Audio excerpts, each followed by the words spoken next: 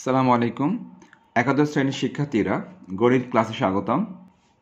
Exercise 5.1 lecture 5 math second paper দ্বিপদী বিস্তৃতি। তো আজ আমরা শিখব যে মধ্যপদ নির্ণয়। মধ্যপদ নির্ণয় কিভাবে করা হয় এবং মধ্যপদ জিনিসটা কি এই সম্পর্কে আজ আমরা আলোচনা করব। তো চলো দু একটা উদাহরণ দেয়া যাক যে মধ্যপদ জিনিসটা কি এবং মধ্যপদ আমরা কিভাবে নির্ণয় করতে পারি। শিক্ষার্থীরা খেয়াল করো তোমরা, যদি আমরা a plus x whole square লিখি, a plus x whole square, নিশ্চয়ই এটা একটা দ্বিপদী বিস্তৃতি। আমরা সবাই জানি দ্বিপদী বিস্তৃতি মানে হচ্ছে দুই পদের বিস্তার। দেখতে পাচ্ছি a হচ্ছে একটা পদ, এক্স হচ্ছে আর একটা পদ। দুইটা পদের উপরে যদি কোনো হোল পাওয়ার থাকে তখন তাকে বিস্তার করাটাকেই বলা হয় দ্বিপদী বিস্তৃতি। তো a plus x whole square সবাই জানি, এটা নিশ্চয়ই a square plus 2ax plus x square, সবাই এটা জানি। ঠিক অনুরূপভাবে যদি আমি a plus x whole cube লিখি, এটাও সবাই জানি a cube plus 3a square x plus 3ax square plus x cube. এগুলো আমরা সূত্রের সাহায্যে সবাই আগে থেকেই জানি যে a প্লাস বি হোল স্কোয়ারের সূত্র, আর এটা হচ্ছে a প্লাস বি হোল কিউবের সূত্র। তো এই ব্যাপারগুলো আমরা সবাই আগে থেকে জানি। এখন আমরা একটু খেয়াল করার চেষ্টা করি যে এখানে মধ্যপদ আসলে কোনটা। সবাই দেখো, দেখতে পাচ্ছি যে এখানে তিনটি পদ দেখতে পাচ্ছি, একটা পদ, দুইটা পদ, তিনটা পদ। তো এই তিনটা পদের মধ্যে নিশ্চয়ই মধ্যপদ নিশ্চয়ই এটা 2ax, এটাকে নিশ্চয়ই মধ্যপদ বলা যায়। অর্থাৎ যেই পদটা ঠিক মাঝখানে অবস্থান করবে তাকে বলা হবে মধ্যপদ। তো আমরা দেখতে পাচ্ছি যে উপরেরটার ক্ষেত্রে মোট পদ আছে তিনটা, একটা দুইটা তিনটা, যার মধ্যে 2ax এই পদটা ঠিক মাঝখানে অবস্থান করে। এই কারণে এটাকে আমরা বলবো এইটার জন্য মধ্যপদ। ঠিক অনুরূপভাবে তুমি যদি এবার নিচেরটাতে আসো, দেখো নিচেরটা খেয়াল করি আমরা, এখানে মোট চারটা পদ আছে, একটা দুইটা তিনটা চারটা, মোট চারটা পদ আছে। তো এই চারটা পদের ক্ষেত্রে তুমি যদি চিন্তা করো যে মধ্যপদ কোনটা, তাহলে তুমি দেখতে পাবা যে ঠিক মাঝের অবস্থানে এই পদটাও আছে, আবার এই পদটাও আছে। অর্থাৎ আগেরটাতে যেরকম এক্স্যাক্টলি মাঝখানে একটা পদই ছিল, কিন্তু এবার খেয়াল করো মাঝখানে কিন্তু একটা পদ নাই, আসলে মাঝখানে আছে দুইটা পদ, দুইটা পদই কিন্তু মাঝখানে আছে। সুতরাং তোমাকে এই ক্ষেত্রে দুইটা পদকেই মধ্যপদ বলতে হবে। তাহলে যখন তুমি দেখবা যে পাওয়ারটা যখন জোড় সংখ্যা হবে তখন মাঝখানে থাকে একটা পদ, অর্থাৎ মধ্যপদ হবে একটি। আর পাওয়ারটা যখন বিজোড় সংখ্যা হবে, দেখো পাওয়ারটা কিন্তু এখানে বিজোড় সংখ্যা, পাওয়ারটা যখন বিজোড় সংখ্যা হবে তখন মধ্যপদ হবে দুইটি। তার কারণ ওই সময় মাঝখানে একটা পদ থাকে না, ওই সময় মাঝখানে দুইটা পদ থাকে। তুমি যে কোনো জিনিস নিয়ে টেস্ট করলেই দেখতে পাবা যে যতবারই পাওয়ার জোড় সংখ্যা হবে ততবারই দেখবা যে মাঝখানে ঠিক একটা পদই আছে, এবং তুমি যতবারই দেখবা যে পাওয়ারটা বিজোড় সংখ্যা। যে কোনো কিছু নিয়ে তুমি টেস্ট করতে পারো, যখনই তুমি দেখবা যে পাওয়ারটা বিজোড় সংখ্যা, ওই ক্ষেত্রে সবসময় খেয়াল করবা যে মাঝখানে মধ্যপদ থাকবে দুইটি, কেউ এককভাবে মাঝখানে থাকবে না, দুইটি থাকবে। তো এই ব্যাপারটি আমরা একটু পরেই লিখে নিব যে কি থাকলে মধ্যপদ কয়টি হবে। এখন দেখো যে মধ্যপদ কয়টি হবে সেটা দেখালাম, এখন বলি যে মধ্যপদ কোথায় থাকবে। অর্থাৎ দেখো এখানে মধ্যপদটি অবস্থান করতেছে দ্বিতীয় পদে, প্রথম পদ দ্বিতীয় পদ, মধ্যপদটি তোমরা দেখতে পাচ্ছ অবস্থান করতেছে দ্বিতীয় পদে। আবার পরেরটা খেয়াল করো, এখানে মধ্যপদ অবস্থান করতেছে দ্বিতীয় ও তৃতীয় পদে। অর্থাৎ মধ্যপদ যেহেতু এখানে দুইটা, দ্বিতীয় ও তৃতীয় পদে মধ্যপদটি অবস্থান করতেছে। ওকে, তাহলে আমরা যদি একটু দেখার চেষ্টা করি এই ব্যাপারগুলো যে মধ্যপদ কোথায় থাকবে। দেখো, যখন পাওয়ারটা জোড় সংখ্যা হবে, সেটা যে কোনো পাওয়ারই হতে পারে। যেমন আমি তাহলে জোড় পাওয়ারের একটা উদাহরণ দিয়ে দিই। জোড় পাওয়ার, হ্যাঁ, আমরা জানি পাওয়ারের পাওয়ারের বাংলা হচ্ছে ঘাত বলা হয়। হ্যাঁ, ইংলিশে বলা হয় পাওয়ার, আর বাংলায় বলা হয় ঘাত। তাহলে যদি জোড় পাওয়ারে লিখে দিই, যদি জোড় পাওয়ার হয়, তাহলে দেখো জোড় পাওয়ারের ক্ষেত্রে তুমি দেখো উদাহরণটা কীরকম। জোড় পাওয়ারটা হচ্ছে 2, তাহলে এই 2কে তুমি যে কাজটা করবা, পাওয়ার 2কে 2 দিয়ে ভাগ দিবা, সরাসরি 2 দিয়ে ভাগ দিবা। 2 দিয়ে ভাগ দিয়ে তার সাথে আবার 1 যোগ করে দিবা, তাহলে দেখবা যে কত আসে। তাহলে খেয়াল করা যাক যে কত আসে। পাওয়ার 2 তাকে 2 দিয়ে ভাগ দিলাম, আর সাথে 1 যোগ দিয়ে দিব। সব সময়, এটা শুধু এই ক্ষেত্রে না, যে কোনো সময়। তো দেখা যাক কত আসে। সবাই নিশ্চয়ই দেখতে পাচ্ছ যে যদি আমরা ভাগ করে দিই, 2 ভাগ 2 1 আসে, যোগ 1, 1 যোগ 1 2। 2 মানে কি, যে মধ্যপদ থাকবে 2তম পদে। দেখো উপরেরটার সাথে মিলল কিনা। আমরা দেখতে পাচ্ছি যখন পাওয়ার 2 ছিল তখন মধ্যপদ ছিল 2য় পদে। আমরা দেখতে পেলাম যে মধ্যপদ আছে 2তম পদে। তার মানে মধ্যপদ কোথায় থাকবে সেটা বের করার উপায়টা আমি আরেকবার বলি। পাওয়ার যা থাকবে তুমি সেটাকে 2 দিয়ে ভাগ দিয়ে দিবা, আর সাথে +1 দিবা। তাহলে ক্যালকুলেশন করে যা আসবে ঠিক ওই তম পদে থাকবে মধ্যপদ। কীরকম, আর একটা উদাহরণ দেওয়া যাক। মনে করো যে তোমাকে লিখে দিলাম a + x, পাওয়ারটা লিখে দিলাম। দেখো এখানে পাওয়ার ছিল 2, এখন এই পাওয়ারটা মনে করো লিখে দিলাম 16। আমি তোমাকে এখানে পাওয়ারটা 2 না লিখে পাওয়ারটা তোমাকে লিখে দিলাম 16। এখন তোমাকে বের করতে হবে যে মধ্যপদটি কোথায় আছে। ওকে, তাহলে নিয়ম কি বলেছিলাম? নিয়ম বলেছিলাম যে পাওয়ার যা থাকবে, দেখো এখানে পাওয়ার কিন্তু আছে 16। নিয়ম বলেছিলাম যে পাওয়ার যা আছে তুমি সেটাকে, এই যে পাওয়ার যা থাকবে তুমি সেটাকে সরাসরি 2 দিয়ে ভাগ দিবা। পাওয়ার যাই থাক সরাসরি 2 দিয়ে ভাগ দিবা, দিয়ে একটা +1 দিয়ে দিবা। এখন দেখো কত আসে। 16কে 2 দিয়ে ভাগ দিলে আসে 8, সাথে +1 = 9। তার মানে 9তম পদে মধ্যপদটি আছে। সুতরাং আমি প্রথমে তোমাদেরকে একটা উদাহরণ দিয়ে বুঝিয়ে দিলাম, যদি পাওয়ার 2 থাকে তখন মধ্যপদটি কোথায় আছে। একটু পর আরেকটা উদাহরণ দিলাম, যদি পাওয়ারটা 16 হয় বা অন্য যে কোনো কিছু হোক না কেন, এই সিস্টেমে চিন্তা করলে তুমি বুঝতে পারবা যে মধ্যপদটি কোথায় আছে। তার মানে যদি পাওয়ারটা 16 হয় তাহলে মধ্যপদটি আছে 9তম পদে। সো মধ্যপদটি কোথায় আছে সেটা বের করার উপায় দেখালাম, কিন্তু কোন ক্ষেত্রে? আমি কিন্তু দেখালাম জোড় পাওয়ারের ক্ষেত্রে, জোড় পাওয়ার। ওকে, এবার তাহলে দেখা যাক বিজোড় পাওয়ার হলে কি হবে। বিজোড় পাওয়ার, যদি বিজোড় পাওয়ার হয়, যেমন দেখো এই যে এই উদাহরণটা দেখো, এই উদাহরণে নিশ্চয়ই পাওয়ারটা 3, পাওয়ার 3 নিশ্চয়ই বিজোড়, পাওয়ার 3টা নিশ্চয়ই বিজোড়। তাহলে যদি বিজোড় পাওয়ার থাকে তখন তুমি কোন নিয়মে মধ্যপদটি কোথায় আছে বের করবা। আমরা দেখতে পাচ্ছি মধ্যপদটি আছে 2য় ও 3য় পদে। তো আমরা এখন এটাই বের করার চেষ্টা করব যে মধ্যপদটি 2য় এবং 3য় পদে যে আছে এটা আমরা কিভাবে বুঝতে পারি। তো সবাই খেয়াল করো ব্যাপারটা। নিয়মটা হচ্ছে, যখন বিজোড় পাওয়ার থাকবে তখন তুমি ওই বিজোড় পাওয়ারকে, দেখো যখন বিজোড় পাওয়ার থাকবে তখন তুমি বিজোড় পাওয়ারকে আগে জোড় বানিয়ে নিবা। বিজোড় পাওয়ারকে আগে জোড় বানিয়ে নিবা।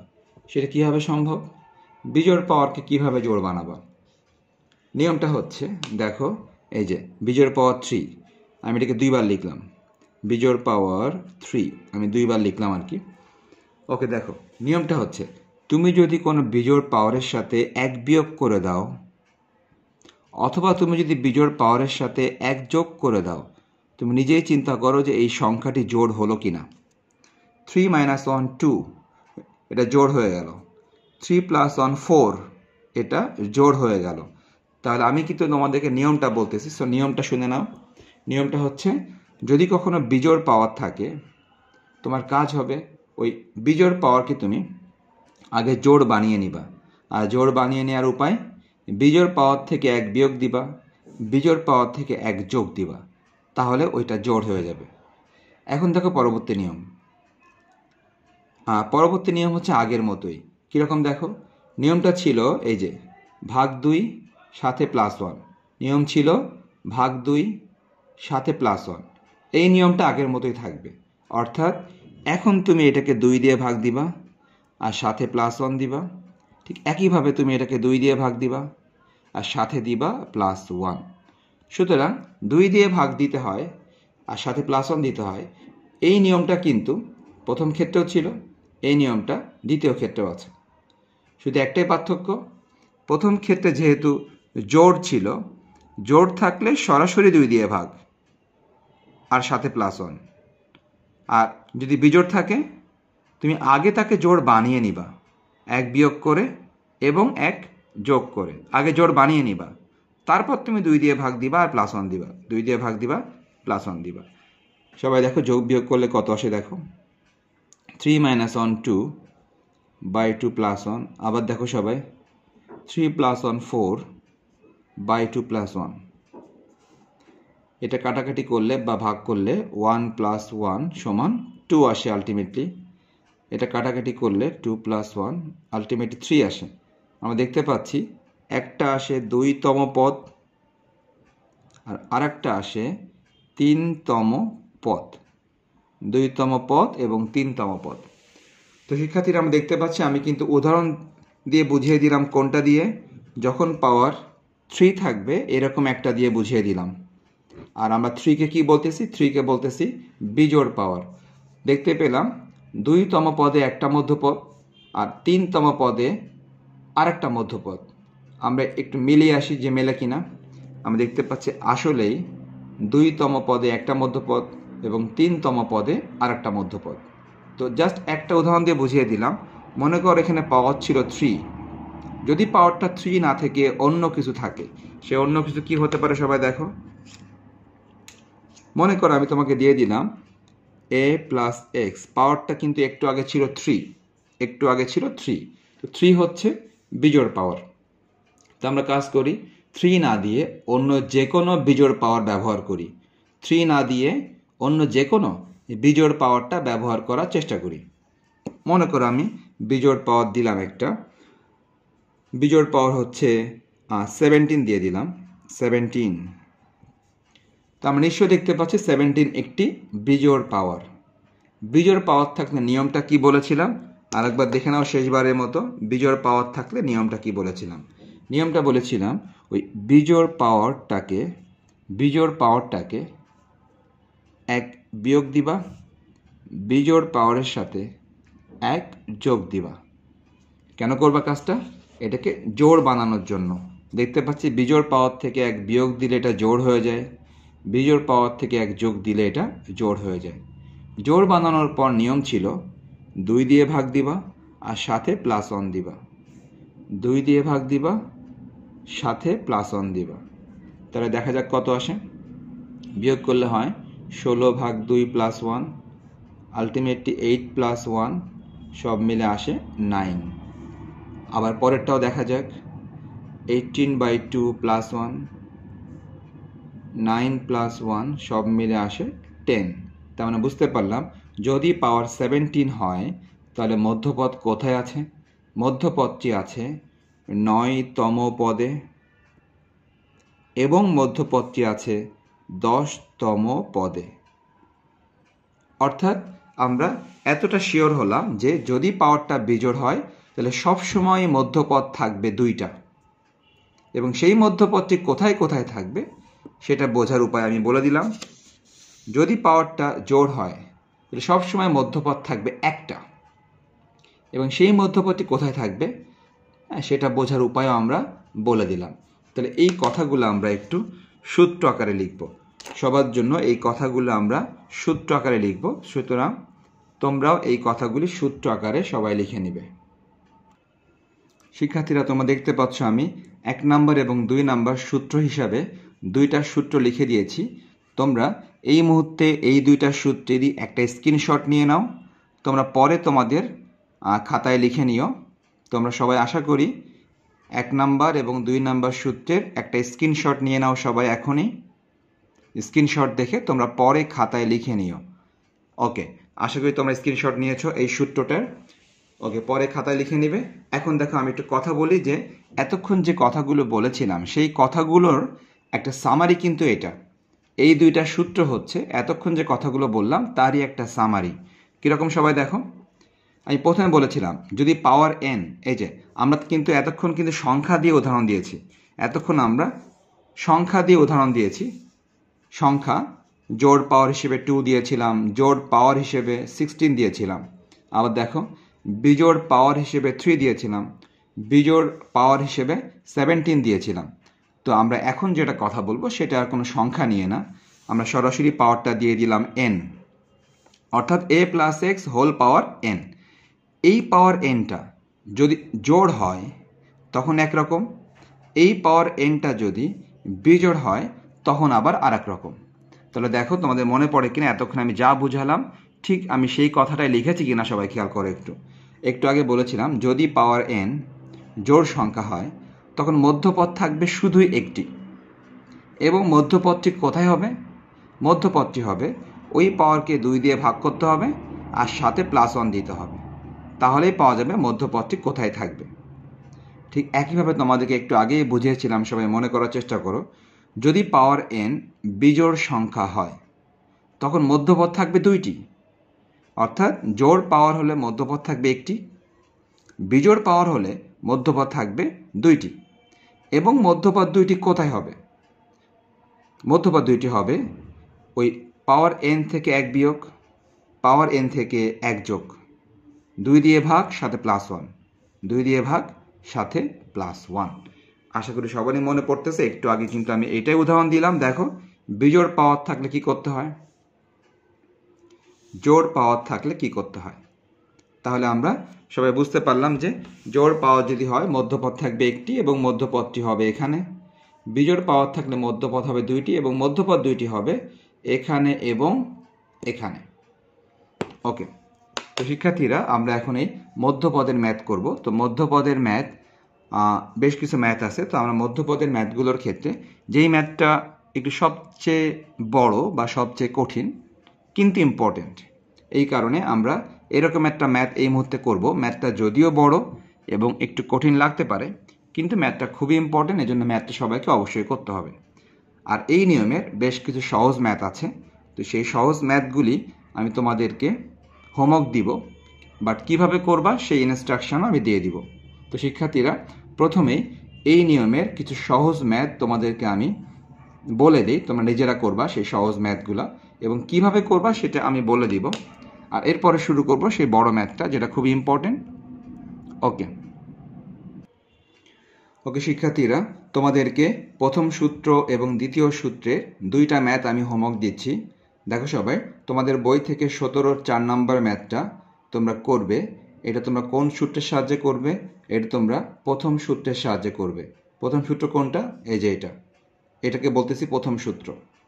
ওকে, তো এটা করার জন্য তোমরা সাহায্য নিবে তোমাদের বইয়ের উদাহরণ 5-এর সাহায্য নিবে। তোমাদের বইয়ে উদাহরণ 5-এ এই নিয়মে একটা ম্যাথ করে দেওয়া আছে, ওইটার সাহায্য নিয়ে 17 4 নাম্বারটা করবে। ঠিক অনুরূপভাবে তোমাদের বই থেকে 19 নাম্বার অঙ্কটা হোমওয়ার্ক দিচ্ছি, যেটা তোমরা করবা দ্বিতীয় সূত্রের সাহায্যে। দ্বিতীয় সূত্র বলতে এই যে দ্বিতীয় সূত্রকে বোঝানো হচ্ছে, দ্বিতীয় সূত্রের সাহায্যে করবা। এবং এটা করার জন্য তোমরা সাহায্য নিবে তোমাদের বইয়ের উদাহরণ 6 নাম্বার। তোমাদের বইয়ে উদাহরণ 6 নাম্বার করে দেওয়া আছে, উদাহরণ 6 নাম্বারের সাহায্য নিয়ে দ্বিতীয় সূত্রের সাহায্যে 19 নাম্বার ম্যাথটা তোমরা করবে, প্রথম সূত্র এবং দ্বিতীয় সূত্র। তো এই ম্যাথগুলো ছিল একদমই সহজ, এই জন্য আমি এখানে গেলাম না। তো আমি যেটা বলতেছিলাম যে এখন আমরা সেই ম্যাথটাতে চলে যাই, যে এই ম্যাথটা খুবই ইম্পর্টেন্ট এবং একটু বড় হবে। তো চলো সবাই সেই ম্যাথটাতে যাওয়া যাক। আর তোমরা অবশ্যই এই দুইটা অঙ্ক প্রথম সূত্রের সাহায্যে এবং দ্বিতীয় সূত্রের সাহায্যে উদাহরণ 5-এর সাহায্য নিয়ে এবং উদাহরণ 6-এর সাহায্য নিয়ে তোমরা অবশ্যই এই দুইটা ম্যাথ হোমওয়ার্ক করবে সবাই। ওকে, তাহলে আমরা চলে গেলাম সেই ম্যাথে। সেই ম্যাথটার নাম্বার হচ্ছে তোমাদের বই থেকে 22-এর 1 নাম্বার। 22-এর 1 number math. তো আমি তোমাদেরকে দেখাই 22-এর 1 নাম্বারে কি আছে। ওকে শিক্ষার্থীরা, তোমরা দেখতে পাচ্ছ যে তোমাদের সামনে আমি তোমাদের বই থেকে 22-এর 1 নাম্বার ম্যাথটা তোমাদের বই থেকে লিখলাম। তো তোমরা এটাও দেখতে পাচ্ছ আমি লিখে রেখেছি, দেখো 22-এর 1 নম্বর ম্যাথটা ইম্পর্টেন্ট। এই ম্যাথটা ইম্পর্টেন্ট, এই কারণে আমি ম্যাথটা তোমাদেরকে করে দিচ্ছি। আর তোমাদেরকে যে হোমওয়ার্কগুলো দিলাম ওগুলো খুবই সহজেই তোমরা পারবে আমি আশা করি। এই জন্য আমি এই ম্যাথটা তোমাদেরকে করিয়ে দিই।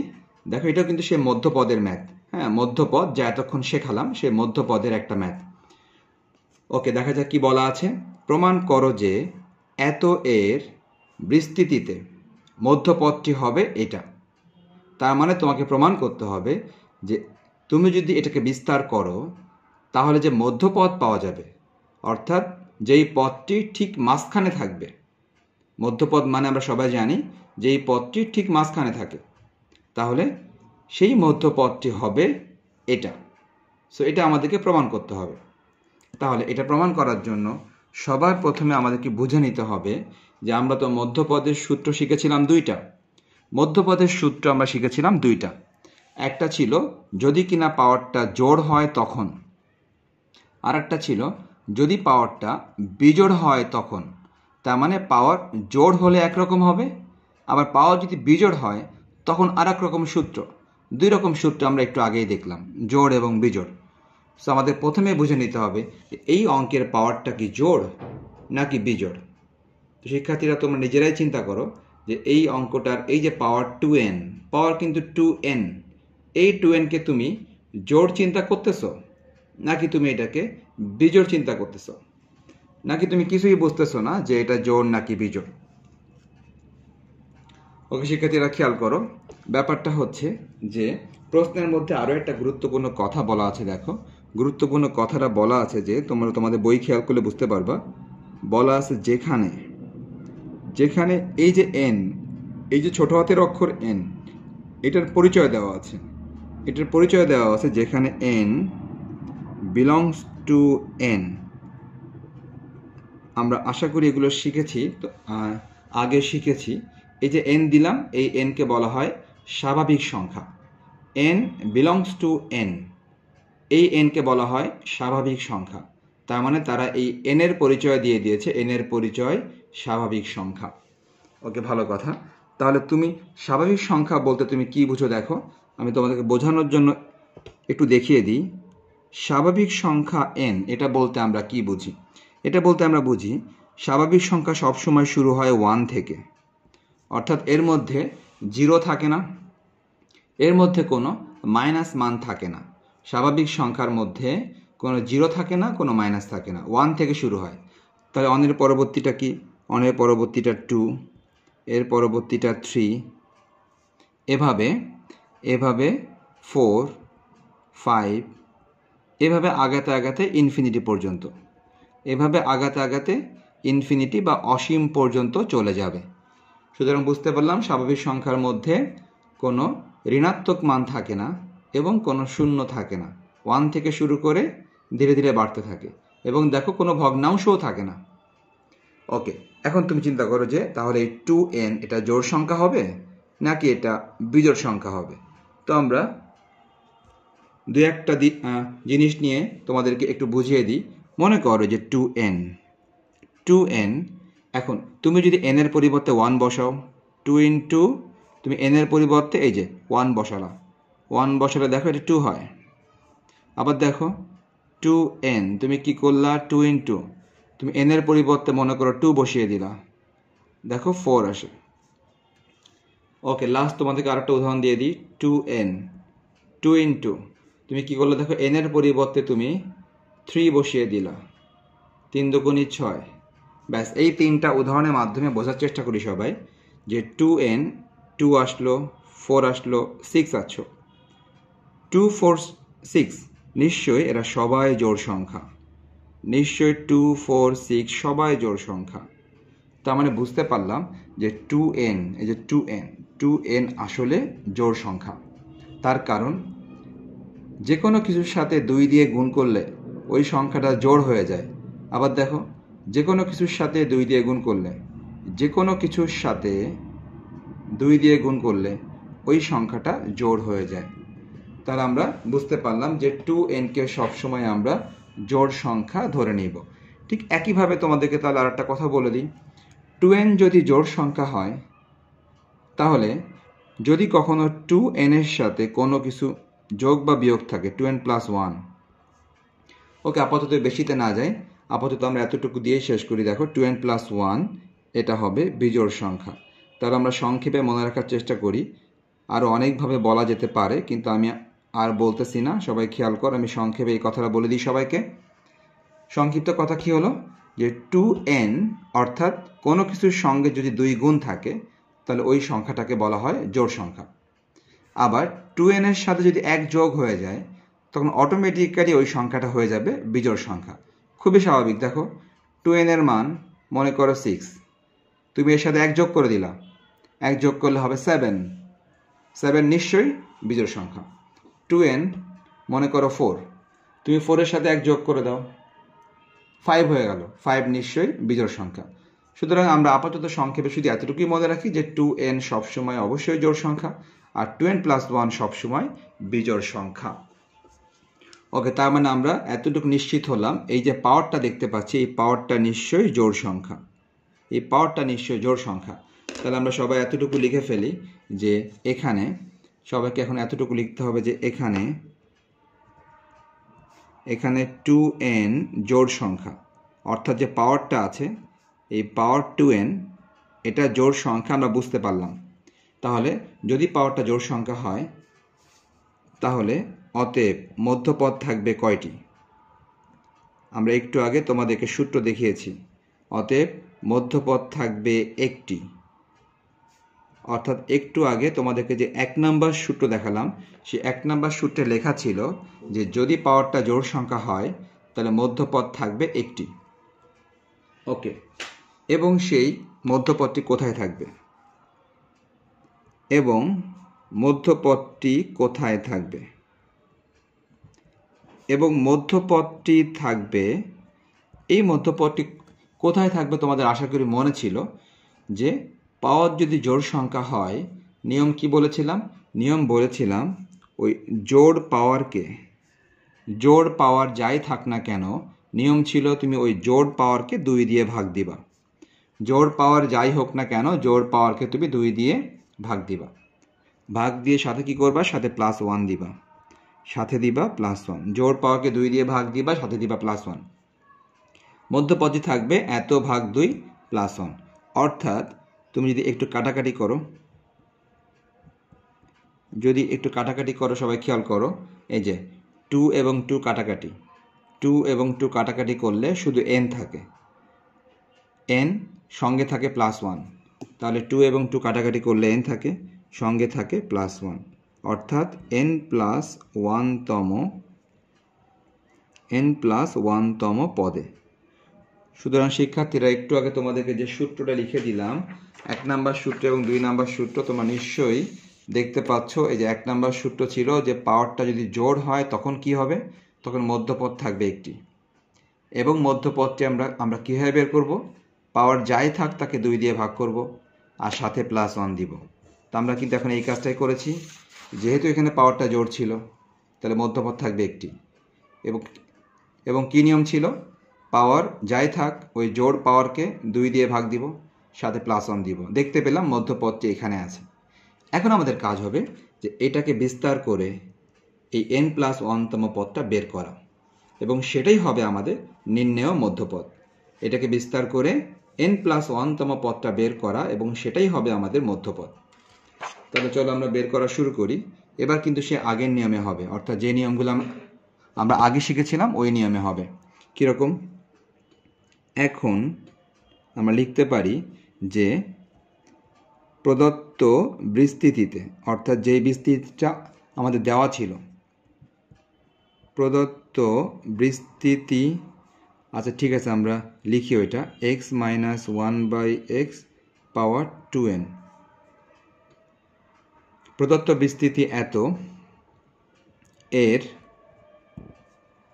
তোমার দরকার কততম পদ? তোমার দরকার n+1তম পদ। এত এর n+1তম পদ, n+1তম পদ। শিক্ষার্থীরা দেখো তোমাদের মনে পড়ে কিনা, যখন আমরা এরকম কথা বলেছিলাম, যখন আমরা a plus x whole power n, এই ক্ষেত্রে একদম প্রথম দিকে আমরা এই কথাগুলো খুবই বলতাম, a plus x whole power n এত এর বিস্তৃতিতে r+1তম পদ, r+1তম পদ। আশা করি সবারই মনে আছে যে r+1তম পদকে আমরা প্রকাশ করতাম tr+1 দিয়ে, r+1তম পদটা প্রকাশ করতাম tr+1 দিয়ে। আর তখন ডান দিকে কি লিখতাম? ডান দিকে লিখতাম ncr a two the power n minus r এবং x to the power r। দেখো সবাই, এই সূত্র সবার অনেক আগে থেকেই জানা যে r+1তম পদকে প্রকাশ করা হয় tr+1 দিয়ে, যার সূত্র ছিল ncr a two the power n minus r x to the power r। সবার এটা জানা। তাহলে n+1তম পদ, এটাকে প্রকাশ করব কি দিয়ে? এটাকে আমরা প্রকাশ করতে পারি tn+1 দিয়ে। যেহেতু r+1 হলে প্রকাশ করতাম tr+1, অতএব যদি r+1 না হয়ে যদি এটা n+1 হয়, তাহলে আমরা লিখব tn+1। তাহলে সবাইকে মাথায় রাখতে হবে যে এই সূত্র আমরা এখন অ্যাপ্লাই করব। তো এই সূত্রের ক্ষেত্রে কোনটা a, কোনটা x আর কোনটা n, সবাই এইটা একটু ভালো করে খেয়াল করো। সবাই দেখো, আমরা সবাই জানি প্রথম পদকে a বলা হয়, আর দ্বিতীয় পদকে x বলা হয়। তাহলে এই অঙ্কের জন্য প্রথম পদ x, মনে মনে আমরা এটাকে a চিন্তা করব। দ্বিতীয় পদ -1/x, তার মানে কি মাইনাস সহ -1/x। দ্বিতীয় পদ, এটাকে আমরা মনে মনে x চিন্তা করব। সবাই বুঝতে পারলাম, প্রথম পদকে a ভাবা হয়, আর দ্বিতীয় পদটা মাইনাস সহ এটাকে ভাবা হয় x ভাবা হয়। n কাকে বলা হয়? দেখো n বলা হয় পাওয়ারকে বলা হয় n। তো সবাই দেখো পাওয়ার কোনটা? নিশ্চয়ই এখানে পাওয়ার 2n আছে। সুতরাং তুমি মনে মনে পাওয়ারকে চিন্তা করবা n, মনে মনে পাওয়ার 2n-কে চিন্তা করবা n। আর শেষ কথা কি? শেষ কথা হচ্ছে যে r এর মান কত হবে? r+1, r এর মান কত হবে? দেখতে পাচ্ছ এখানে লেখা আছে n+1। তার মানে কি? তার মানে r এর মান হচ্ছে n। যেহেতু এটা r+1, r এর মানটা হচ্ছে এখানে n। ওকে, আমরা তাহলে যদি অ্যাপ্লাই করি সবাই, কি হওয়া উচিত? দেখো ncr এখানে হওয়া উচিত 2nc, r এর পরিবর্তে n। আশা করি সবাই বুঝতে পেরেছো। ncr, n এর পরিবর্তে 2n হবে, cr, r এর পরিবর্তে এখানে n হবে। Next a two the power n minus r, a কোনটা? a নিশ্চয়ই প্রথমটা। দেখো প্রথমটা কোনটা? প্রথমটা কিন্তু x, প্রথমটা হচ্ছে x। ওকে, তাহলে যদি প্রথমটা x হয়, x এর পাওয়ার কি হবে? x এর পাওয়ার হবে n মাইনাস r, মানে 2n মাইনাস n, এই দুইটার বিয়োগফল। আর পরেরটা কি হবে? -1/x, এটার পাওয়ার হবে r না হয়ে n হবে। তো শিক্ষার্থীরা, এই ব্যাপারগুলো তোমরা আগেই দেখেছো, আগে অনেক ম্যাথ তোমরা এই নিয়মে করেছো যে কিভাবে এটার সাথে এটা তুলনা করতে হয় এবং তুলনা করে কিভাবে এটা লিখতে হয়। আর এখানে এক্সট্রা কি ছিল? এক্সট্রা ছিল যে r+1 না লিখে আমরা লিখেছিলাম n+1। অতএব তুমি এই rগুলোর পরিবর্তে তুমি এখানে n বসাবো। আর কি করতেছো? পাওয়ার যে n ছিল, পাওয়ার n এর পরিবর্তে বসাচ্ছ 2n। আশা করি সবাই বুঝতে পেরেছো যে ncr প্রথমটার পাওয়ার হবে এই দুটোর বিয়োগফল, আর পরেরটার পাওয়ার হবে এই নিচেরটা। এই সিস্টেমে আমরা এটা অ্যাপ্লাই করলাম। ওকে, আমরা এখন এখানে ক্যালকুলেশন করব। তাহলে এটাই কিন্তু আমাদের সেই মধ্যপদ, এটাই আমাদের সেই মধ্যপদ। কিন্তু এখন আমাদের প্রমাণ করতে হবে এই মধ্যপদটি আসলে এটার সমান। আমাদের এখন প্রমাণ করতে হবে যে যেই মধ্যপদটি আমরা বের করলাম এটাই কিন্তু সেই মধ্যপদ, এই মধ্যপদটি আসলে এই যে এটা মধ্যপদ, এই মধ্যপদটি আসলে এইটার সমান তা প্রমাণ করতে হবে। তো তা প্রমাণ করার জন্য আমাদেরকে একটু অনেক লম্বা ক্যালকুলেশন করতে হবে। তাহলে সেই লম্বা ক্যালকুলেশন আমরা কিভাবে করতে পারি সবাই দেখো। প্রথম কথা যে 2n/n এটা ঠিক থাক, 2n/n ঠিক থাক, এক্স টু দি পাওয়ার সবাই দেখো 2n - n এটা বিয়োগ করলে হয় n, হ্যাঁ 2n - n এটা বিয়োগ করলে হয় n।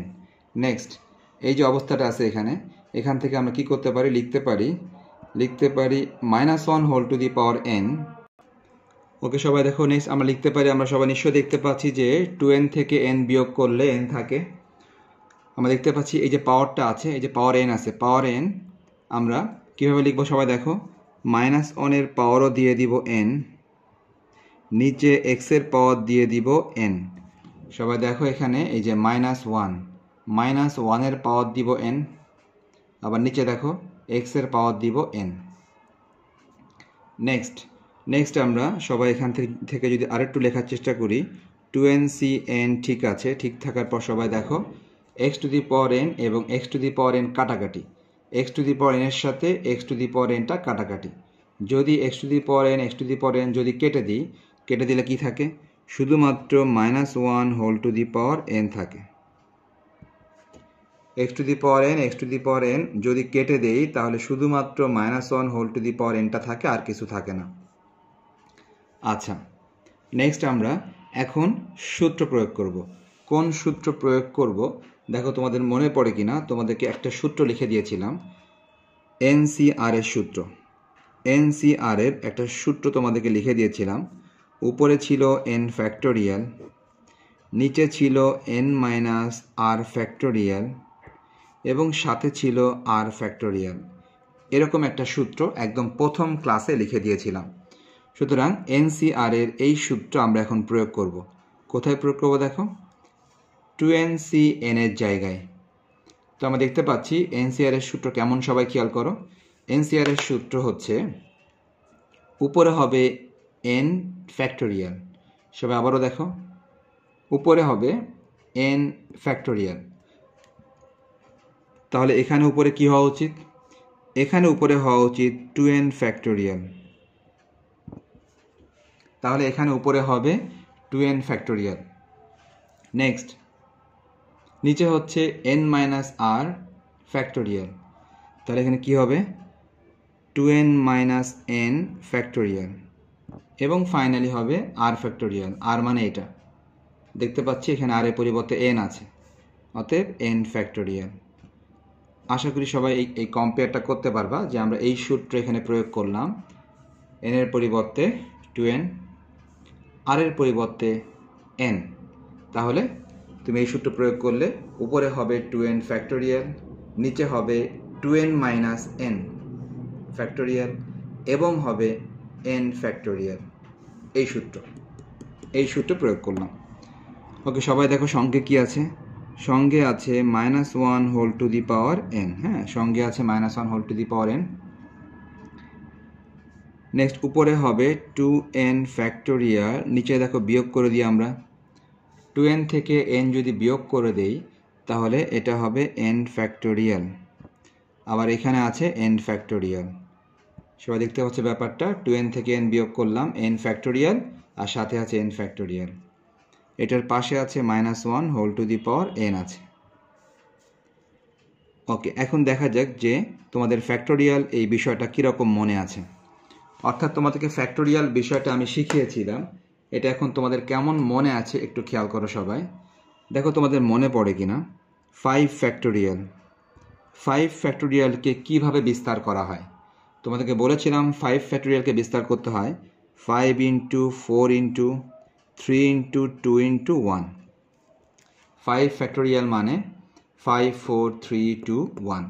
অর্থাৎ নিয়মটা কি বলেছিলাম, যার ফ্যাক্টোরিয়াল ওই সংখ্যাটা দিয়ে শুরু হবে, যার ফ্যাক্টোরিয়াল ওই সংখ্যাটা দিয়ে শুরু হবে তারপর কি হবে দেখো, 1 করে কমতে থাকবে, 1 করে কমতে থাকবে।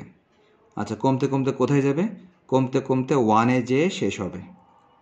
তাহলে যদি আমি তোমার কাছে জানতে চাই যে n ফ্যাক্টোরিয়াল কত হবে, n ফ্যাক্টোরিয়াল, আশা করি তোমরা বলতে পারবা যে n ফ্যাক্টোরিয়াল কত হবে। তো আমি বলার চেষ্টা করি, সবাই খেয়াল করো।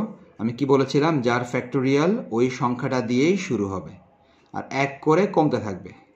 তাহলে সবাই দেখো, যদি n ফ্যাক্টোরিয়াল হয় তাহলে এটা n দিয়ে শুরু হবে। n ফ্যাক্টোরিয়াল যদি হয় এটা n দিয়ে শুরু হবে। তারপর কি হবে? 1 করে কমতে থাকবে। 1 করে কমা মানে কি? n থেকে 1 বিয়োগ হবে, আরও 1 কমবে, n থেকে 2 বিয়োগ হবে। ঠিক এভাবে কমতে কমতে কমতে কমতে ডট ডট দিলাম, কমতে কমতে কোথায় যেয়ে শেষ হবে? কমতে কমতে শেষ হবে 1-এ যেয়ে শেষ হবে। তাহলে আশা করি সবাই বুঝতে পেরেছো, যে কোনো ফ্যাক্টোরিয়ালকে ভাঙতে গেলে নিয়মটা হচ্ছে ওই সংখ্যাটা দিয়ে শুরু করতে হয়।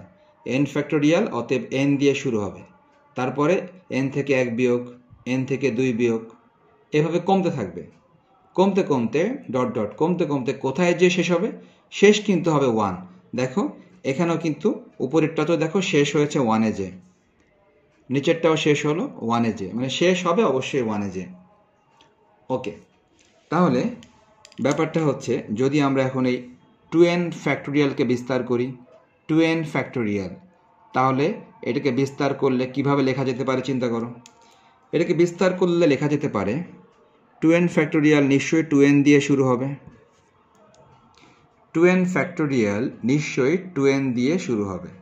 আচ্ছা, তারপর কি হবে? এরপরে 2n থেকে 1 বিয়োগ হবে, 2n থেকে 2 বিয়োগ হবে। ঠিক এভাবে তুমি এটাকে আরও কিছু বিয়োগ দেখাতে পারো চাইলে, আবার নাও দেখাতে পারো। তাহলে তুমি ডট ডট দিয়ে দাও, ডট ডট দিয়ে তুমি কোথায় শেষ করবা? কথা ছিল শেষ করতে হবে 1-এ, 1-এ যেয়ে শেষ করতে হবে। তো একটা ব্যাপার খেয়াল করো, যে যখন আমরা সংখ্যাটা জানি তখন কিন্তু আমরা সব কিছু লিখতে পারি, কোনো কিছু বাদ দিতে হয় না, সব কিছু লেখা সম্ভব হয়। কিন্তু যখন আমরা সংখ্যাটার মান জানি না, n ফ্যাক্টোরিয়াল, আমরা তো n এর মান জানি না, যখন আমরা সংখ্যাটা জানি না তখন কিন্তু আমরা সব কিছু লিখতে পারি না, আমাদেরকে ডট ডট দিতে হয়, ডট ডট দেওয়ার প্রয়োজন হয়।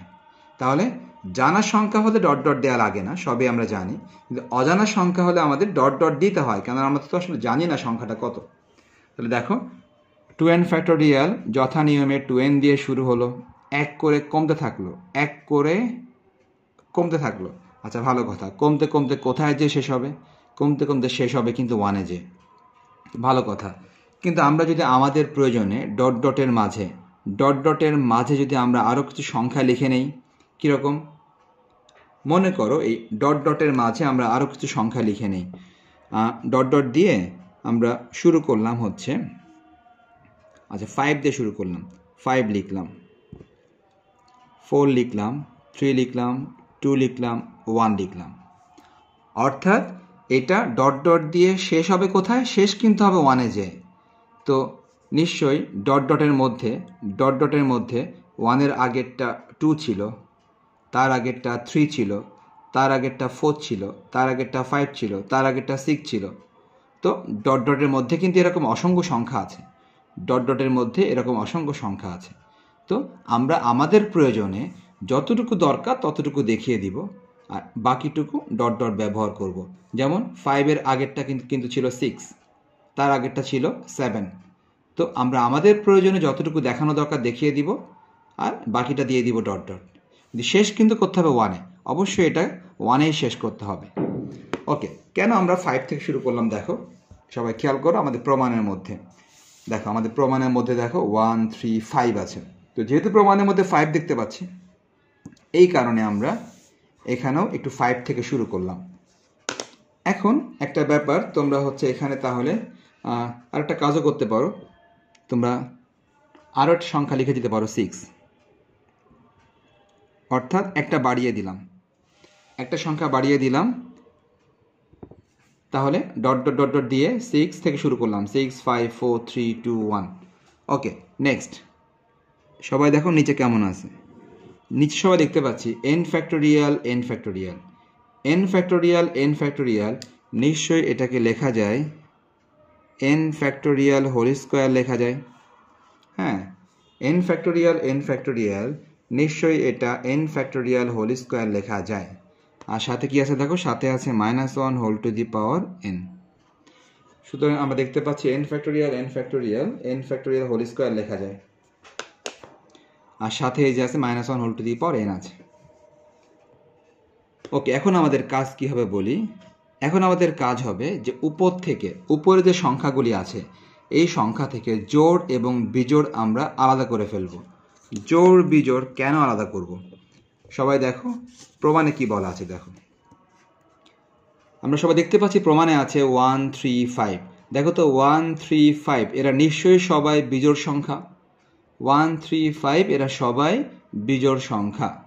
তাহলে 1 3 5 সবাই যদি বিজোড় সংখ্যা হয়, তাহলে আমরা কি করতে পারি, এখান থেকে আমরা জোড়গুলো আলাদা করি এবং বিজোড়গুলো আলাদা করি। তাহলে সবাই খেয়াল করো, প্রথমে দেখো জোড় কারা। দেখো আমরা কিন্তু আগেই শিখিয়েছিলাম তোমাদেরকে যে 2n জোড় সংখ্যা। তোমাদেরকে আগেই শিখিয়েছিলাম 2n জোড় সংখ্যা। তার মানে 2n জোড় সংখ্যা। 2n যদি জোড় হয় তাহলে কিন্তু পরেরটা বিজোড়, পরেরটা আবার জোড়। তার কারণ আমরা সবাই জানি এই যে একটা বিজোড় একটা জোড়, একটা বিজোড় একটা জোড়, একটা বিজোড়।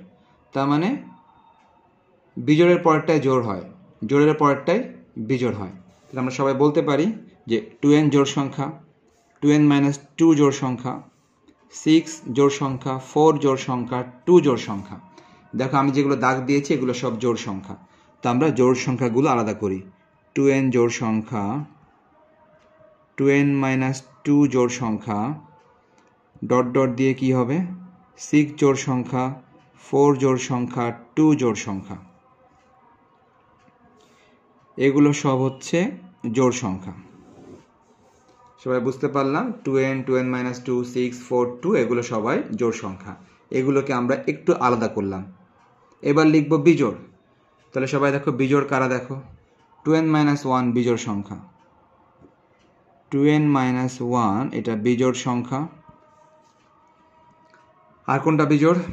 5 বিজোড়, ডট ডট দিলাম, ডট ডট। 5 বিজোড়, 3 বিজোড়, 1 বিজোড়। আশা করি সবাই বুঝতে পারলাম ব্যাপারটা, যে আমরা এখান থেকে জোড় সংখ্যাগুলি আলাদা করলাম এবং আমরা বিজোড় সংখ্যাগুলি আমরা এখান থেকে আলাদা করলাম। নিচে যা ছিল সেগুলো ঠিকই থাকবে, নিচেরটা এরকমই থাকবে, আর যেটা পাশে ছিল সেটাও এরকমই থাকবে। ওকে, আমাদের ঠিক আরও জাস্ট অল্প কিছু কাজ বাকি আছে। অল্প কিছু কাজ করলেই ম্যাথটা শেষ হবে। তাহলে সবাই একটু দেখার চেষ্টা করো সে অল্প কিছু কাজ কি হতে পারে। ওকে, সেই অল্প কিছু কাজটা হচ্ছে আমরা এখন একটা কাজ করব। আমরা এখন একটা মান কমন নিব। অর্থাৎ কোথা থেকে কমন নিব? আমরা কমন নিব হচ্ছে এই যে এখান থেকে, এই যে এখান থেকে আমরা কমন নিব। আমরা মনে হয় বুঝতেছি যে দেখো সবাই এখান থেকে 2 কমন যায়। দেখো এখানে 2 আছে, এখানে 2 আছে, এখানে 2 আছে, এখানেও 2 আছে, এখানেও 2 আছে। আমরা মনে হয় বুঝতেছি যে এখান থেকে একটা 2 কমন নেওয়া যেতে পারে। কিন্তু খেয়াল করো এখান থেকে কিন্তু কিছুই কমন যায় না। সুতরাং এখান থেকে আমরা কিছুই কমন নিব না, এটা এরকমই রেখে দিব। কমন নিব, এখান থেকে আমরা একটা 2 কমন নিব। তো সবাই একটা 2 কমন নাও। সবাই খেয়াল করো, আমরা একটা 2 কমন নিচ্ছি। একটা 2 কমন নিলাম। যদি 2টা কমন নেই, 2টা কমন নিলাম কোথা থেকে? এই যে এই সব জায়গা থেকে 2 কমন নিলাম। যদি 2 কমন নিই তাহলে কেমন থাকে সবাই খেয়াল করো। এখান থেকে 2 কমন নিলে এটা n থাকে, এখান থেকে 2 কমন নিলে এটা থাকে n - 1, এখান থেকে 2 কমন নিলে, এখান থেকে 2 কমন নিলে 3 থাকে, এখান থেকে 2 কমন নিলে 2 থাকে, এখান থেকে যদি আমি 2 কমন নেই 1 থাকে। আশা করি সবাই বুঝতে পেরেছো। 2 কমন নেওয়া, কমন নেওয়া মানে কি? কমন নেওয়া মানে ভাগ করা। কমন নেওয়া মানে ভাগ করা। তুমি 2 কমন নিয়েছো মানে কি? তুমি 2 দ্বারা সবাইকে ভাগ দিবা। কমন নেওয়া মানে ভাগ করা। সুতরাং তুমি 2 কমন নিয়েছো মানে তুমি 2 দ্বারা সবাইকে ভাগ দিবা। প্রথমটাকে ভাগ দিলে n হয়, এটাকে 2 দিয়ে ভাগ দিলে এটা হয়, এটাকে 2 দিয়ে ভাগ দিলে এটা হয়, এটাকে 2 দিয়ে ভাগ দিলে এটা হয়। এটাকে 2 দিয়ে ভাগ দিলে এটা হয়। সো আমরা সব জায়গা থেকে 2টা কমন নিলাম। ওকে, এই কমন নেয়ার আর একটা ব্যাপার আছে, সেই ব্যাপারটা আমি ঠিক একটু পরেই তোমাদেরকে বোঝাচ্ছি। আপাতত আমরা বাকি অংশটা একটু লিখে আসি। তাহলে সবাই দেখো বাকি অংশটা লিখে আসি। 2n - 1 ডট ডট দিলাম, 5 লিখলাম, 3 লিখলাম, 1 লিখলাম। তাহলে দেখো বাকি অংশ যা ছিল ঠিক তাই লিখলাম। দেখো সবাই পাশে কি আছে, পাশে আছে -1 whole to the power n। আর দেখো নিচে কি আছে, নিচে আছে n ফ্যাক্টোরিয়াল হোল স্কোয়ার। তাহলে বাকি অংশে কিন্তু যা ছিল সবই কিন্তু ঠিক আছে, বাকি অংশ যা ছিল সব কিছু আগের মতোই আছে, শুধু এখান থেকে শুধু 2 কমন নেওয়া হয়েছে। এখন এই কমন নেয়ার আর একটা ব্যাপার তোমাদেরকে বোঝাতে হবে। আসলে কমন নেয়া 2 রকম, সবাই একটু বোঝার চেষ্টা করো। কমন নেয়া 2 রকম। কমন নেয়া 2 রকমের মধ্যে একটা হচ্ছে যোগের ক্ষেত্রে কমন নেয়া, যোগ বা বিয়োগের ক্ষেত্রে কমন নেয়া, আরেকটা হচ্ছে গুণ ভাগের ক্ষেত্রে কমন নেয়া। তো আমি তোমাদের জন্য সহজ করার জন্য সহজভাবে বলার চেষ্টা করি, সবাই একটু বোঝার চেষ্টা করো। আমি এটা একটু নিচে বুঝিয়ে আসি তোমাদেরকে, কেননা উপরে লিখলে পরে আবার জায়গা পাওয়া যাবে না। সবাই দেখো আমি তোমাদেরকে একটু নিচে বুঝাই। সবাই খেয়াল করো, মনে করো যে তোমার কাছে দেওয়া আছে 2 + 4 + 6 দেওয়া আছে, অর্থাৎ এদের মাঝে যোগ চিহ্ন দেওয়া আছে। এটা বিয়োগও হতে পারে, তো আমি সহজ করার জন্য যোগই দিলাম। আবার দেখো তোমাকে দেওয়া আছে 2 × 4 × 6, এটা গুণ দেওয়া আছে। তার মানে উপরেরটা বোঝাচ্ছি যোগের ক্ষেত্রে, নিচেরটা বোঝাচ্ছি গুণের ক্ষেত্রে। দেখা যাক কমন নেওয়া 2 রকম। প্রথম কথা, যোগের ক্ষেত্রে তুমি 2 কমন নিলে প্রথমটা 1 হয়ে গেল, পরেরটা 2 হয়ে গেল, পরেরটা 3 হয়ে গেল। এটা হচ্ছে যোগের কমন, যোগের ক্ষেত্রে কমন নেওয়ার নিয়ম। তুমি একটু মিলিয়ে দেখো যে সংখ্যাটার মান মেলে কিনা, সংখ্যাটার মান মেলে কিনা সবাই খেয়াল করো। 2 × 3 আর 2 5, 5 আর 1 6। সবাই দেখো 6 × 2 = 12। তোমরা উপরে যোগ করো একবার, 6 আর 4 10, 10 আর 2 12। দেখতে পাচ্ছি যে যোগফল আগে যা ছিল কমন নেয়ার পরেও যোগফল বা মান একই আছে। সুতরাং আমাদের কমন নেয়াটা ঠিক আছে, এই কমন নেয়াটা কারেক্ট। ওকে, আমরা এখন গুণের ক্ষেত্রে কমন নিয়ে দেখি একটু। 2 কমন নিলাম। যদি আমরা 2 কমন নেই তাহলে দেখো 2 কমন নিলে এটা 1 হয়ে গেল, 2 কমন নিলে এটা 2 হয়ে গেল, 2 যদি কমন নেই এটা কিন্তু 3 হয়ে গেল। তার মানে এখান থেকে 2টা কমন নিলে কিন্তু এরকম থাকলো। ওকে, এবার তাহলে আমরা একটু মানটা মিলিয়ে দেখি, সবাই মানটা একটু মিলিয়ে দেখি যে মেলে কিনা। সবাই দেখো 2 × দেখো সবাই 3 × 2 = 6, 3 × 2 = 6। আলটিমেটলি আমরা মান কত পাচ্ছি? মান পাচ্ছি 6 × 2 = 12, 12 পাচ্ছি মান। দেখি তো উপরেরটা কত আসে। সবাই দেখো 4 × 6 = 24, 4 × 6 = 24, 24 × 2 = 48, 24 × 2 = 48। তাহলে ব্যাপারটা হচ্ছে 4 × 6 = 24, 24 × 2 = 48। ওকে, ভালো কথা। তাহলে আমরা দেখতে পাচ্ছি যে মানটা কিন্তু মেলে না। আমরা দেখলাম কমন নেয়ার আগে যে মানটা ছিল আর কমন নেয়ার পর যে মানটা আসলো, এই মানটা কিন্তু মেলে না। তার মানে আমাদের কমন নেয়াটা ঠিক হয়নি। সুতরাং আমরা এখান থেকে বুঝতে পারলাম একটা ব্যাপার, যোগের ক্ষেত্রে কমন নেয়া আর গুণের ক্ষেত্রে কমন নেয়া, এটার নিয়মের মধ্যে একটু পার্থক্য আছে। নিয়মের মধ্যে পার্থক্যটা কি সবাই খেয়াল করো। পার্থক্যটা হচ্ছে গুণের ক্ষেত্রে কমন নেয়ার নিয়ম হচ্ছে যে তুমি প্রত্যেকটা থেকে একটা করে কমন নিতে হবে। কীরকম? এই 2 থেকে তুমি একটা 2 কমন নিলা, এই 4 থেকে তোমাকে আবারও 2 কমন নিতে হবে, 6 থেকে তোমাকে আবারও 2 কমন নিতে হবে। তার মানে যোগের ক্ষেত্রে যেরকম সবগুলো থেকে একটা কমন নিলেই হয়ে যেত, কিন্তু গুণের ক্ষেত্রে বিষয়টা এরকম না। গুণের ক্ষেত্রে প্রত্যেকটার জন্য কমন নিতে হবে আলাদাভাবে, প্রত্যেকটার জন্য কমন নিতে হবে আলাদাভাবে, কমন নিতে হবে আলাদাভাবে। এখন দেখো মানটা মিলবে কীরকম। সবাই দেখো তুমি কমন নিয়েছো 3টা 2, 3টা 2 কমন নেওয়া মানে কি 2³ 3টা 2 কমন নেওয়া মানে 2³। আর দেখো ভেতরে কি আছে 1 × 2 × 3। এখন একটু মানটা মিলিয়ে দেখি। 2³ মানে হচ্ছে 8, 2³ মানে 8। আর দেখো 3 × 2 = 6, 6টা 48, দেখো মানটা কিন্তু উপরের সাথে মিলতেছে 48। তো আশা করি সবাই বুঝতে পেরেছো যে যোগের ক্ষেত্রে বা বিয়োগের ক্ষেত্রে সবগুলো থেকে একটা কমন নিলেই চলে, কিন্তু গুণের ক্ষেত্রে সবগুলো থেকে একটা কমন নিলে চলে না। যতগুলি পদ থাকবে তোমাকে ততগুলি কমন নিতে হবে। কীরকম? একটা পদ, দুইটা পদ, তিনটা পদ যেহেতু আছে তুমি 2 কমন নিবা 3টা। সেটা তুমি কীভাবে বোঝাবা? 2 কিউব দিয়ে বোঝাবা। মনে করো 5টা পদ আছে, 5টা পদ তুমি 2 কমন নিবা 5টা। অর্থাৎ যতগুলি পদ থাকবে তুমি ততগুলি কমন নিবা। আর সেটা বোঝাবা কি করে? পাওয়ারের মাধ্যমে। পাওয়ার দিয়ে বুঝিয়ে দিবা যে তুমি কতগুলি কমন নিয়েছো। 3টা পদ তুমি 2 কমন নিয়েছো 3টা। মনে করো 5টা পদ তুমি 2 কমন নিয়েছো 5টা। মনে করো n সংখ্যক পদ তুমি 2 কমন নিয়েছো n সংখ্যক। পাওয়ার দিয়ে বুঝিয়ে দিবা। তার মানে পাওয়ার দিয়ে বোঝানো হয় যে যে তুমি 2 কয়টা কমন নিয়েছো। 5টা হলে 5টা, nটা হলে nটা, 3টা হলে 3টা। তাহলে সবাই এখন দেখার চেষ্টা করো যে আমাদের এই ম্যাথটাতে আমরা কয়টা কমন নিয়েছিলাম।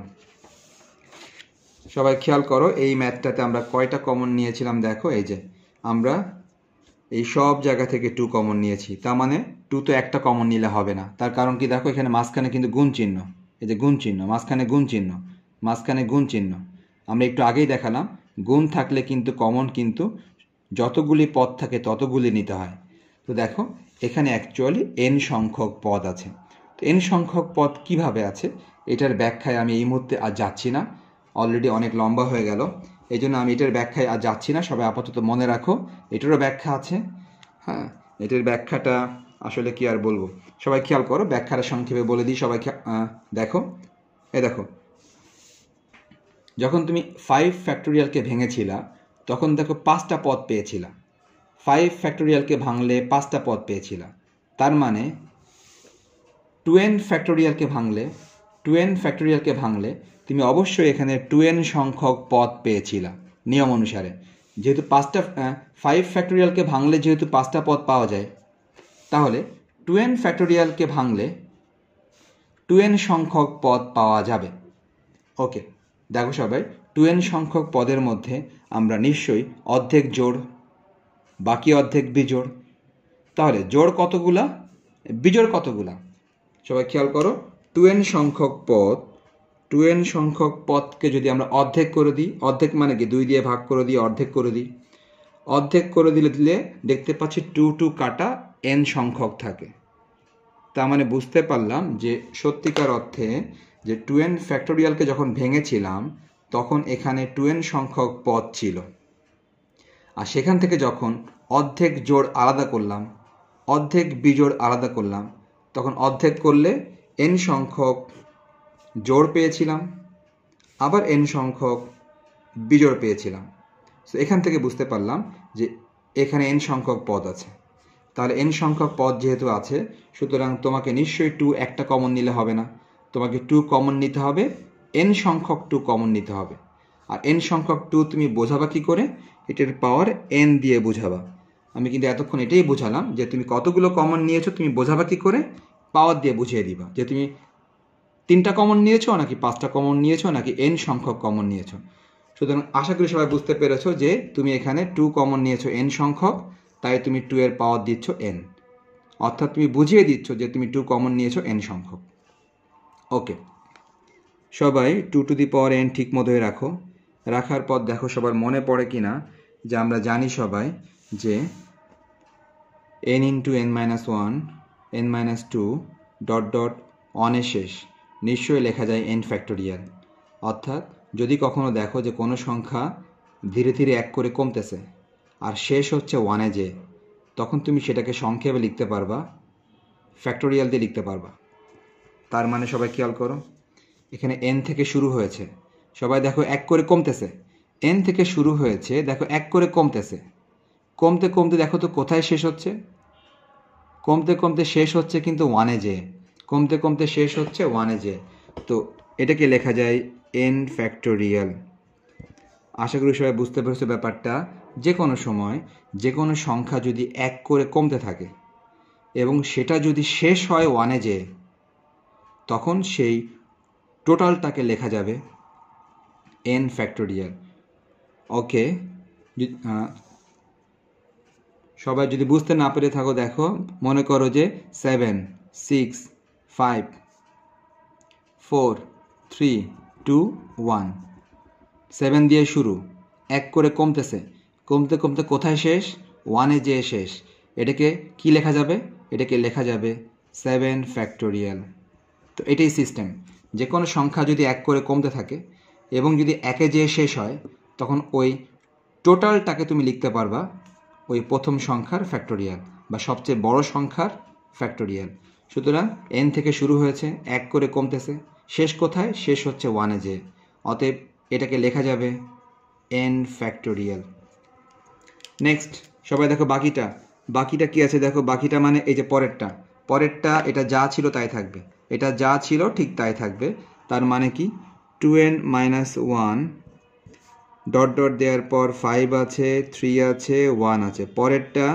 পরেরটা যেমন ছিল ঠিক তেমন থাকলো। দেখো সবাই, নিচে আছে n ফ্যাক্টোরিয়াল হোল স্কোয়ার, পাশে আছে -1 whole to the power n। এখন আমাদেরকে আর মাত্র কয়েক লাইন করলেই ম্যাথটা হয়ে যাবে। সবাই খেয়াল করো। ওকে সবাই দেখো, আমরা একসাথে কয়েকটা কাজ করি।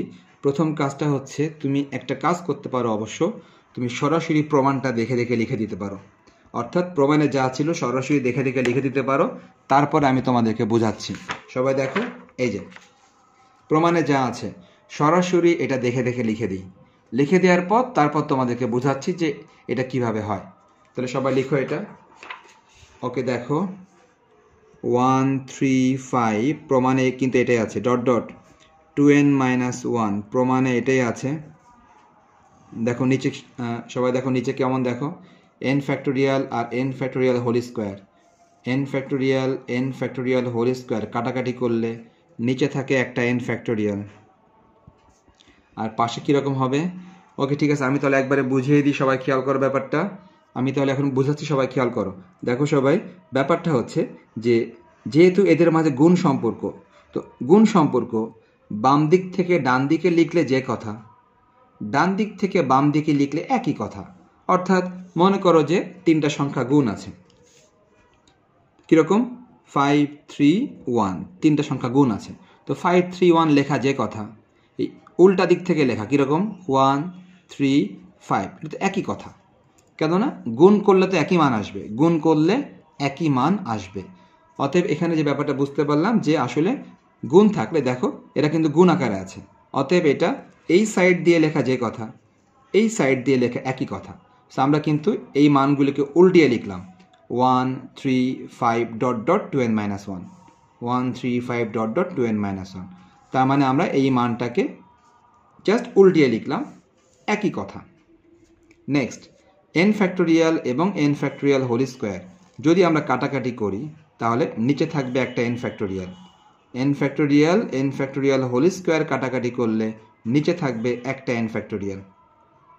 নেক্সট শেষ কথা হচ্ছে এই যে 2 to the power n -1 whole to the power n। যেহেতু এটার পাওয়ারও n, এটার পাওয়ারও n, অতএব তাদেরকে আমরা একসাথে লিখে দিই। যেহেতু তাদের উভয়ের পাওয়ারই n, তাদেরকে আমরা লিখে দিলাম একসাথে।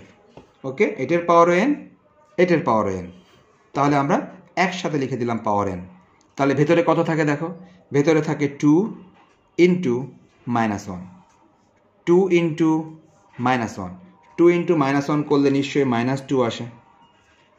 আশা করি সবাই বুঝতে পেরেছ যে 2 ইন্টু -1 করলে -2 আসে, আর পাওয়ার ছিল n। এটাই কিন্তু ছিল আমাদের প্রমাণ। আমরা যদি প্রমাণটা খেয়াল করি সবাই দেখো, আমাদের কিন্তু এটাই কিন্তু প্রমাণ ছিল, যে প্রমাণে বলা ছিল যে তুমি দেখাও যে মধ্যপদ হবে এটা। তাহলে তুমি এখানে লিখে দিতে পারো শোড। এটাই শোড, যে তুমি দেখাতে পারলা যে মধ্যপদটি হবে এটা। শিক্ষার্থীরা, আমি যেটা বলতেছিলাম তোমাদেরকে আসলে, যে মধ্যপদের সহজ ম্যাথগুলো আমি তোমাদেরকে হোমওয়ার্ক দিয়েছি।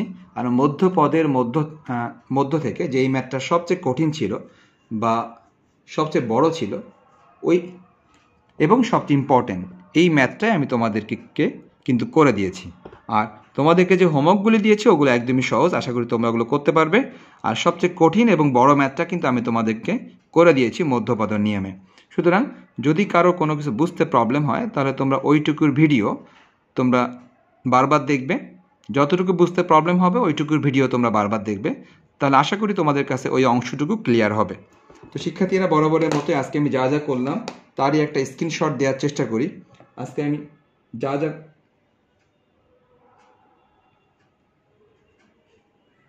শিক্ষার্থীরা আজকে আমি যা যা করলাম তার একটা স্ক্রিনশট দেওয়ার চেষ্টা করি।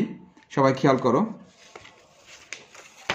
আজকে ক্লাসে সবার প্রথমে আমরা যে কাজগুলি করেছিলাম সবাই স্ক্রিনশট নিয়ে নাও, সবাই দেখো, এই যে সবাই স্ক্রিনশট নাও। আজকে ক্লাসে প্রথম থেকে শেষ পর্যন্ত যা যা করেছি তার একটা স্ক্রিনশট দেওয়ার চেষ্টা করি, তোমরা স্ক্রিনশট নিয়ে নাও খুব দ্রুত।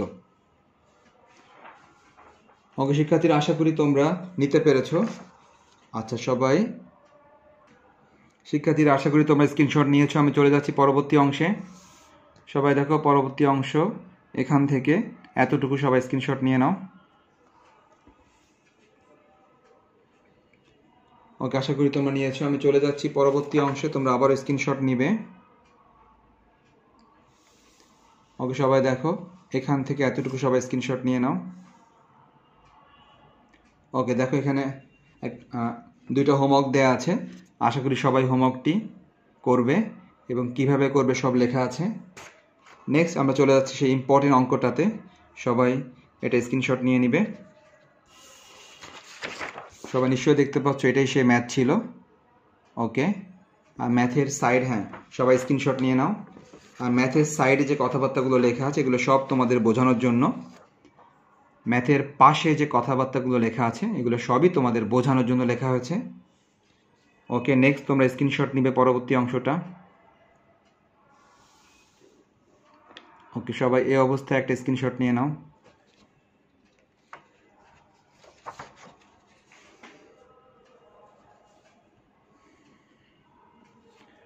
ওকে, আশা করি নিয়েছো সবাই। পরবর্তী অংশটা আমি দেখাই তোমাদেরকে। ওকে সবাই এই অংশটা সবাই স্ক্রিনশট নাও। ওকে, আশা করি তোমরা নিয়েছো। আমি চলে যাচ্ছি পরবর্তী অংশে, তোমরা পরবর্তী অংশটা আবার স্ক্রিনশট নিবে। ওকে সবাই, এটা ছিল আমাদের পরবর্তী অংশ, সবাই এটা স্ক্রিনশট নিয়ে নাও।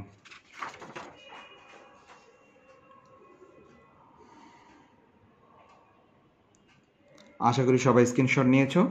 এরপরে আমি যেটা তোমাদেরকে বোঝাচ্ছিলাম পাশে কমন নেয়ার জিনিস, যোগের ক্ষেত্রে কমন কীরকম আর গুণের ক্ষেত্রে কমন কীরকম, সবাই এটাও স্ক্রিনশট নিতে পারো।